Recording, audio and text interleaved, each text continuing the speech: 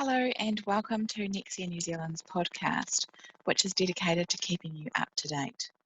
My name is Maggie Jaques and I'm the Tax Director here at Nexia. Today I wanted to talk about the latest round of business relief that has been announced by the government, as well as some of the urgent tax changes that have been enacted last week. So we've said in previous updates that the economic impacts of this COVID-19 pandemic and the fallout is going to be significant, and it's likely going to impact on each and every one of us. The government's response to the pandemic and the response to the economic fallout has been significant, and I think it's really reflective of the time that we're in. And the fact that they are really doing everything that they can to try to get us through this. So in terms of the relief that's available, I've put here our diagram, which we've covered off in previous updates in terms of the different categories of relief that's out there, because I know that when some of these changes and measures were announced, there was a lot of confusion and it was unclear as to exactly what was out there. So we're just going to use this as a frame of reference, and you'll see there that there's two areas which are new, which is what I want to talk about today, because these are the latest round of relief measures announced by government. So the first one that I'm going to talk about is the Small Business Cashflow Loan Scheme. This was announced on Friday last week, and it's a really positive move by the government, and I'll go into some more details about it shortly. The second thing that I wanted to talk about today is the extended tax changes. So through this whole process, we have seen tax change after tax change, and it's been unprecedented, the level of additional changes that have been coming through in such a short space of time. And most of these changes are aimed at making life easier, assisting businesses with cash flow and encouraging spending. And the additional changes that have been rushed through just late last week are no exception to this. So I'm going to talk through what the latest round of tax changes are as well. So going back to the Small Business Cashflow Loan Scheme, this is announced by the government as a means to assist those small businesses that are really struggling with cash flow and who aren't able to gain any assistance from the banks. So in the previous slide, you'll note, and we've talked in the past about the business banking guarantee, which the government announced as a measure to assist the banking system to help clients get through this, or taxpayers, individuals, businesses get through this tough time. However, the government's comment in relation to that is that assistance is not working quite as they had intended it to, and I think partly that has come about because the lending criteria of the banks hasn't really changed despite having the business banking guarantee there. And for all sorts of reasons that is the case.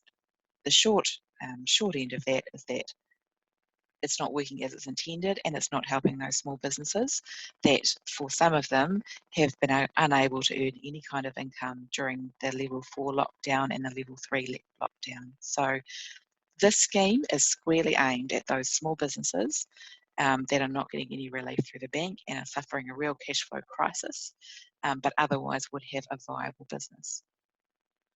So I'll get on just to the mechanics of the Small Business Cashflow Loan Scheme. So it's designed to provide a base loan of $10,000 with an additional $1,800 per full-time employee that the business employs. So the maximum level of loan that will be available to a business will be entirely dependent on the number of full-time equivalent employees, with a total cap of $100,000 or 50 full-time employees. The terms of the loan is that it will be interest-free if it's repaid in 1 year. If it's not repaid in a year, then it will attract interest at 3%. There's a real incentive there to ensure that the loan is repaid in a year to avoid the interest charges. But even if the business is not recovered or in a position to do that, The rate is below commercial rates, so it definitely is a concessionary arrangement. No repayments will be required for the first 2 years, and there's a maximum 5-year term. However, if you go beyond 2 years, so between 2 and 5 years, you will be required to start making repayments. So very concessionary terms and reflective of the crisis that we are currently in.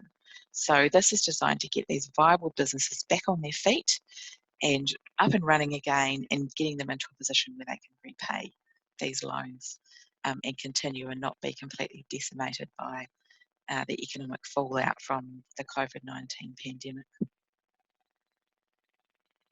Applications open on the 12th of May 2020, so next Tuesday, and initially there will be an application window of 1 month. This is likely to be extended, or may well be extended, depending on the need and depending on requirements, so that could well change. And the eligibility criteria is that it's designed to be available for essentially an entity that would have met the wage subsidy eligibility criteria.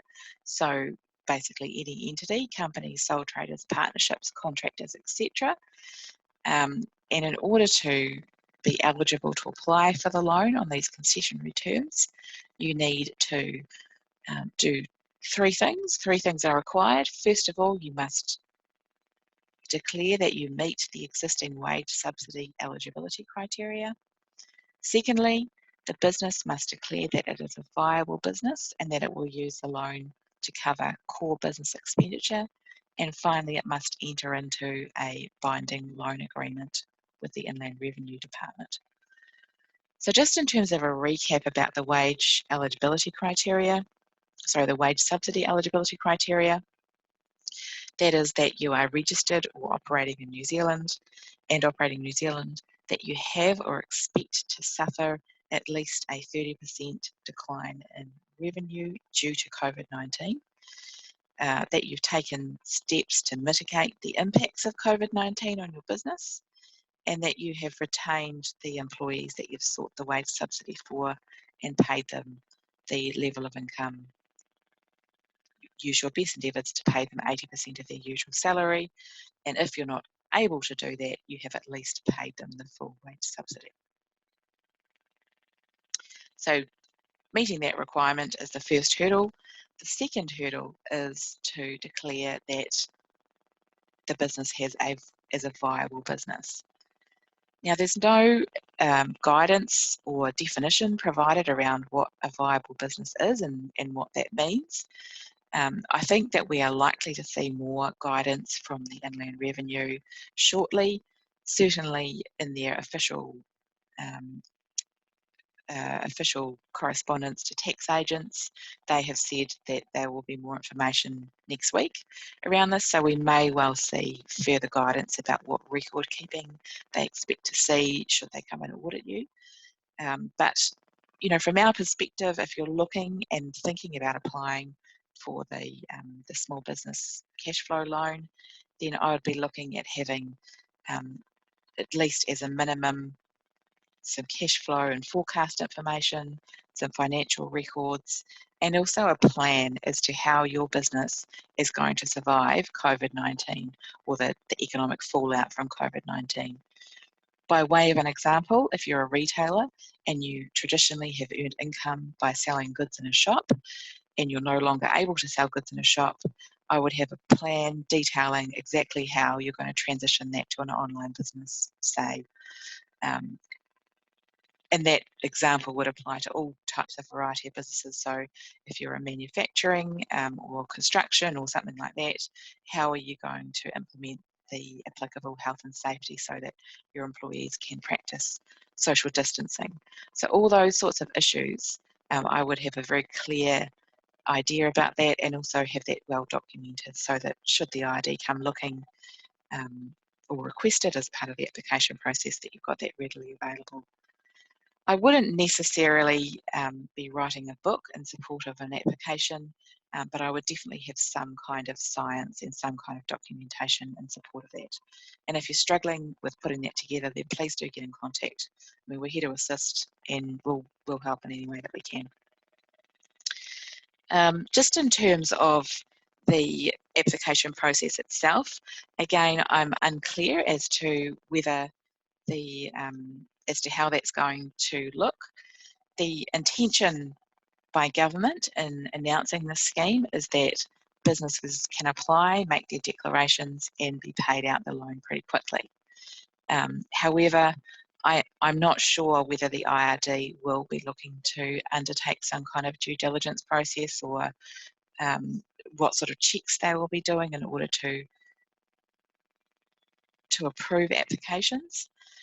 So I don't know whether they will be necessarily looking at, deciding whether the business has a viable business, or whether they'll simply be checking that they meet wage subsidy eligibility criteria and that they've made the relevant declarations. One point about the application process is that you agree that the Inland Revenue will share information with the MSD and vice versa. So it may be that they perform simplified checking in terms of running some standard information sharing. So, for example, they might check the wage subsidy eligibility criteria and make sure that the information that you've submitted to the MSD matches up to the information that you've submitted to the IRD. But it's yet to be seen how stringent they will be. There's scope for them to have some process in terms of the applications that they're doing, but the intention from government and the announcement is that the funds will be paid out quickly. So it may well be that that's dealt with by an audit process later on. And just on that decision by the Inland Revenue as to whether to approve or decline an application, that decision is not a disputable decision. So that means if the IRD declines your application, you're not able to challenge that or make a formal, go through a formal disputes process to have that reversed.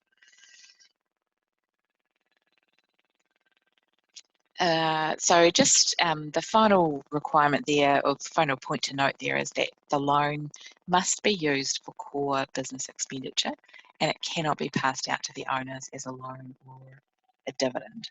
So just ensure that you are also maintaining an adequate audit trail to show that that's what it has actually been used for. I think in a lot of cases it will be pretty clear the type of business that this scheme is aimed at is likely to be suffering massively from a cash flow crisis, and I think it will be quite clear that the funds have been used to pay for core operating expenditure. But I just wanted to point that out in terms of making sure that you've got adequate documentation around that point. In terms of whether this is a good idea or not, we think that it's a great move by the government. It's really positive, and it really is filling a gap for a lot of businesses that would potentially be facing insolvency or going into liquidation and unable to survive. And I think the requirement around ensuring that this is going out to businesses that will be viable after after getting through this period of recession is positive as well, because it's really encouraging people to be proactive and to think about how their business is going to survive, and do some front foot it in terms of, okay, well, I'm going to work out what my cash flow is going to be, what do I need to survive, what can I do, what can I change, rather than sitting back and sort of being a bit shell shocked by the whole situation, which I think it's an easy thing to do, particularly in a stressful situation such as the position that we're all in at the moment with this COVID-19. From every person I've spoken to, that the first thing that we say is we can't believe how quickly this has happened and what an impact it's had. So it definitely has been a shock to the system, that's for sure. Just also an interesting point about these rules that as they've been introduced. So I'm going to talk shortly about the tax changes, which we rushed through. So part of the tax changes that went through, they introduced rules to ensure that if the small business cash flow loan gets converted to a grant, that it won't create debt remission income, and also that any expenses that have been paid for by the loan will retain their nature as deductible expenditure. So I think that the government is contemplating that some of these loans may well be forgiven or turned into grants. However, that being said, I would still approach, if you're going to apply for the loan, approach it with the perspective that you will be required to pay it back. It's not just free money, but I think it's interesting that those sorts of changes have been introduced at the same time from the outset from these rules. So we may well see relief in this area in terms of whether businesses will be required to pay all of it back or whether it will be on a case-by-case basis. But there is certainly does appear to be that discretion and flexibility seems to be contemplated from the start.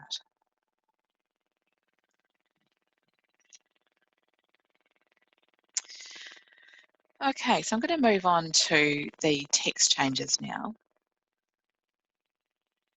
So the extended tax changes, as I mentioned at the start, there's been a whole raft of tax changes that have been coming through thick and fast since this has all come about. And we've outlined the previous round of tax changes, and feel free to go and have a look at our previous slides or tune in and listen to the previous podcasts if you're interested in those earlier changes. But the latest changes that were announced on the 15th of April, so a couple of weeks back, and we've put a blog article out on our website, so go and have a look at that as well if you want some more detail. But I wanted to talk about the temporary tax loss carryback scheme, and also the flexibility for the IRD to modify deadlines, because those are the two changes that have been rushed through legislation and enacted late last week. So I'll go briefly through them, but I'm really going to be focusing on the tax loss carryback and that flexibility. So in terms of the tax loss carryback scheme, it's a one-year scheme, and it will allow you to basically cash in a loss that you make or are expected to make in either the 2020 or the 2021 tax year. And if you are expecting or do make a loss, you can basically carry that backwards to either the 2019 or the 2020 year, depending on which year you're in loss, to effectively cash in those losses. So that will enable a refund of provisional tax that you've already paid, or if you haven't paid all your provisional tax, it will allow you to estimate your final prov tax, for which most people that's going to be the 7th of May, estimate that down to take into account that expected loss that's being carried back. So the idea is that will allow businesses that were profitable, were paying tax, now have been badly affected by the COVID-19 economic fallout and are expecting a loss, and it will basically get some cash back to businesses and get it back quickly. So normally, even if you had paid provisional tax and things changed by the time you get to the end of the year, you wouldn't actually be able to get that provisional tax refunded until you'd filed your returns. There's a bit of a delay and a bit of a hold up. So the idea with this is that you can cash in those losses and get access to some cash, or reduce your cash outgoings in terms of your upcoming prov tax payment. So that's positive, and it's a temporary scheme. The legislation isn't necessarily stringent. The government is looking at introducing a permanent tax loss carryback scheme for 2022 onwards, and that will be administered or be dealt with by separate legislation, which will be much more thought out, much more stringent, and I guess a bit more firm around the edges. I mean, you won't be able to cash in losses by estimating your future losses. It will only be when you actually make a loss. So that's what this scheme is doing. Just a point around wholly owned groups. So if you've got a company if you've got more than one company that's 100% wholly owned by the same shareholders, so you might have two sister companies side by side, then you're required to offset the losses across the wholly owned group before you can carry it back to get a refund of tax. It's also subject to shareholder continuity of at least 49% and having a sufficient imputation credit account balance.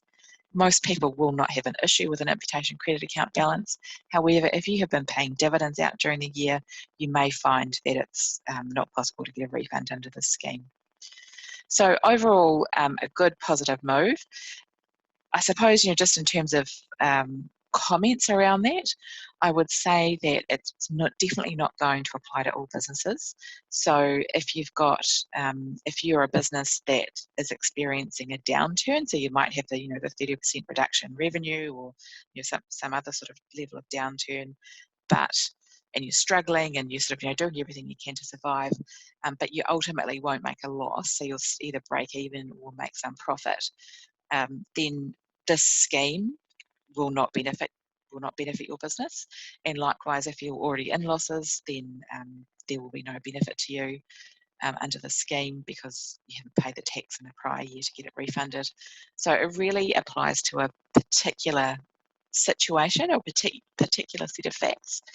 But if you're in that situation, it's definitely well worth investigating. The other point to note about this scheme is that there is a risk that if you get your estimate wrong, that you'll be charged use of money interest because you've had too much tax refunded. So I would recommend a degree of caution if you're thinking about estimating a potential loss. And I think, if you think you're going to make a 2020 loss, by all means do an estimate, because we're past the end of the year anyway. But if you're looking at 2021 thinking, I think I'm going to make a loss, I want to get a refund of last year's tax paid, I would recommend a degree of caution around doing that, because this whole situation has happened so quickly. It's gone negative, it's been a very quick decline in terms of the economic position, and we simply don't know how quickly we're going to come out of this, and we don't know what that's going to look like by the end of the year. So, and I think a lot of people's results will be dependent on how well the economy comes out of it, how well the economies of other countries come out of it. And I think it would be sensible to perhaps not overestimate a potential loss when you're, effectively 2 months into the start of the financial year, in a year where we've never seen results like the ones we're seeing at the moment. So not to be overly negative, but I do just want to point out that you've potentially got a risk of use of money interest if the estimate is incorrect. So I'll just quickly go over those other changes announced, which is the permanent tax loss carryback scheme. So that's expected to come in for 2022. There's also a relaxation of the tax loss shareholder continuity rules, which is expected to come in.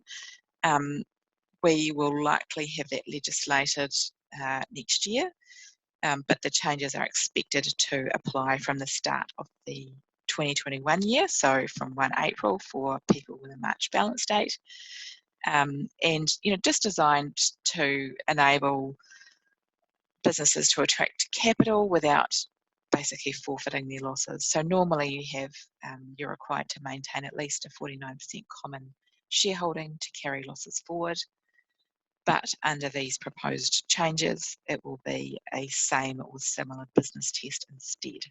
So long as the business carries on, similar to what it was prior to the change, then the losses can be retained.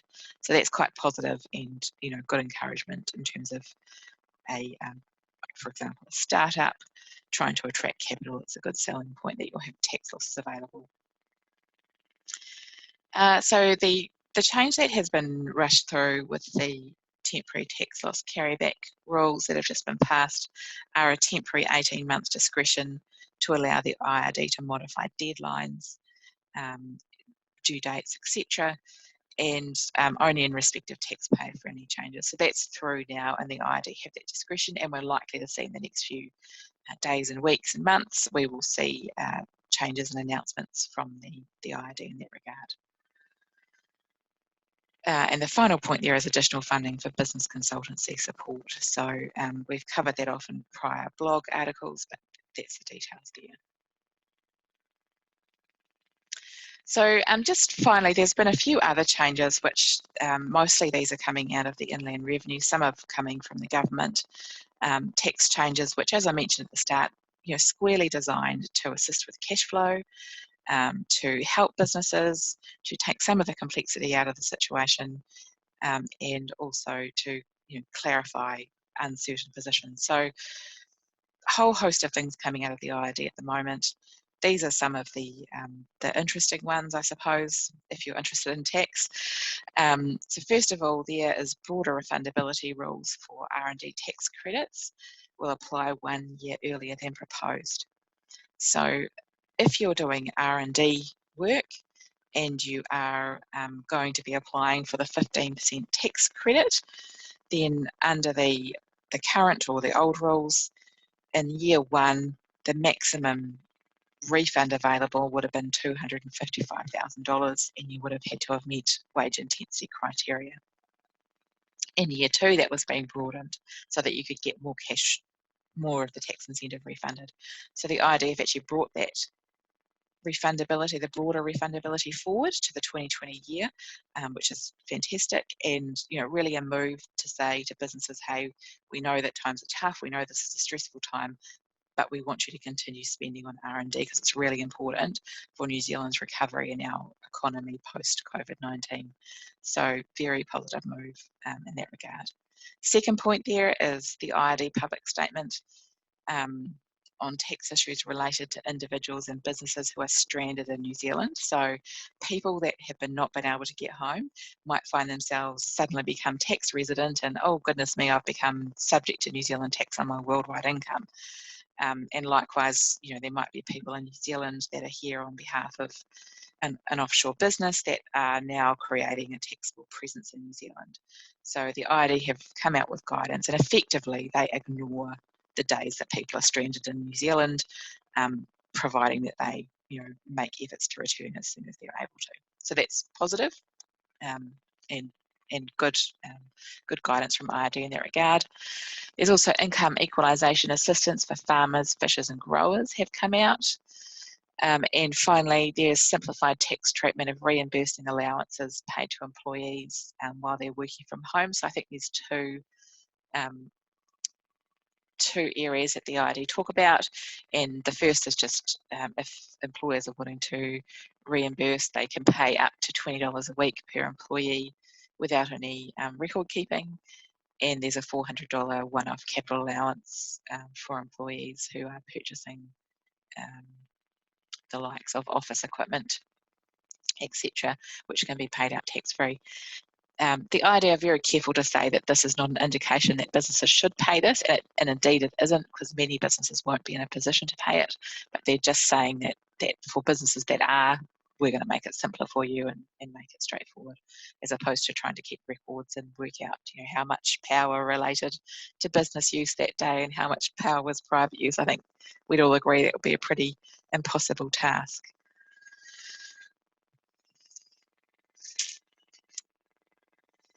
Okay, well that sums up the changes that have come through the latest round of changes, and as more information comes to hand, we will definitely be doing our best to keep you updated in further podcasts or just in blog articles which will come around. Thank you very much for listening today. If you have questions, please do get in contact with us. We're open for business, and our website's being continually updated, so keep coming and checking back for further information. Hope everybody is staying safe and looking forward to moving into level 2, that's for sure. I'm sure you all are too. Thanks very much everybody, and we'll talk to you next time.